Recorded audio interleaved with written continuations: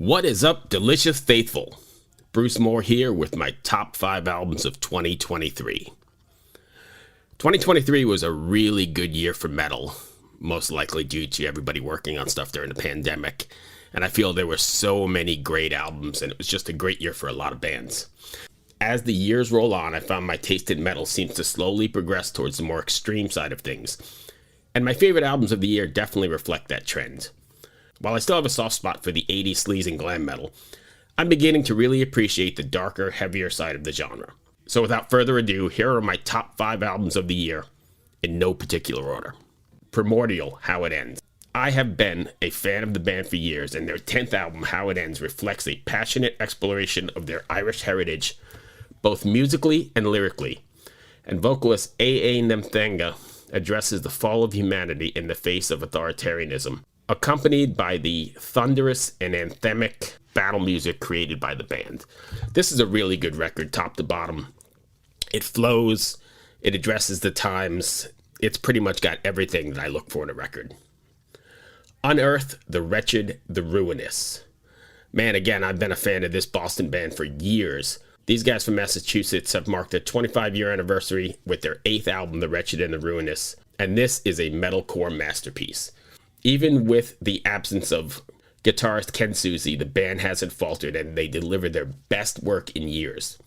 The album stands as a testament to Unearth's unwavering work ethic and musical prowess, showcasing their continued commitment to excellence. Really, I think this record is the band at the top of their game, and Unearth is definitely the, in my opinion, the kings of metalcore. Catatonia, Sky Void of Stars. This marks the band's 12th full-length album, and similar to their 2020 release, City Burials, the album reflects a delicate yet unyielding link to the band's earlier doom and metal roots. While embracing a more primitive sound, the album showcases the band's quietly miraculous songwriting, demonstrating a harmonious blend of their past and present musical influences. Man, I've been a fan of these guys again for years, and this record has just been in my rotation since it came out. It's doomy, it's melancholy, it's the perfect record for the year we've been through. God Thrym. Distortions.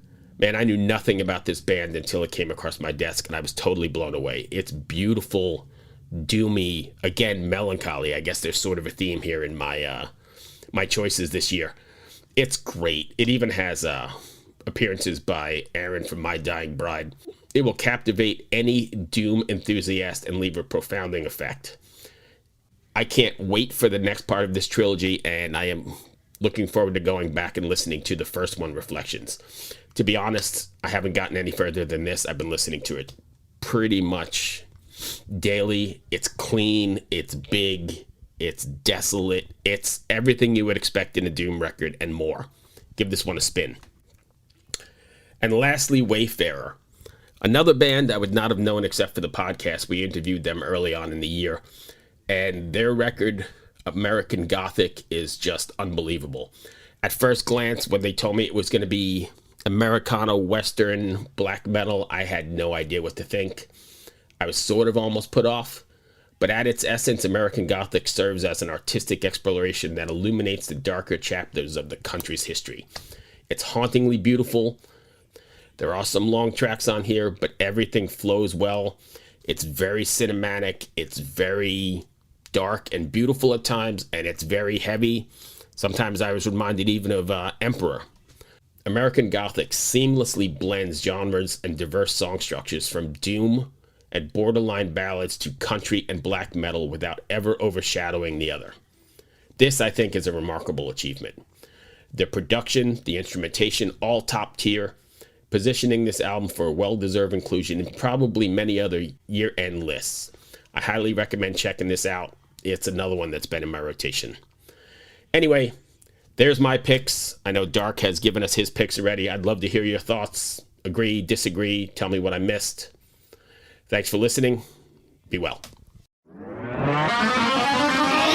Hi, this is Paul Phelps. And this is Monica Strutt. And we're from the Daily Music Business Podcast. We're joined by a number of other really great hosts in creating daily content with great advice for independent musicians just like you. That's right. We put out episodes daily on all topics from music marketing to branding, advice on signing with a manager and label, and anything else you need to up-level the business side of your music career. We've got it covered. Subscribe to the Daily Music Business Podcast today on your favorite podcast catcher. Subscribe today to the Daily Music Business Podcast on your favorite podcast platform.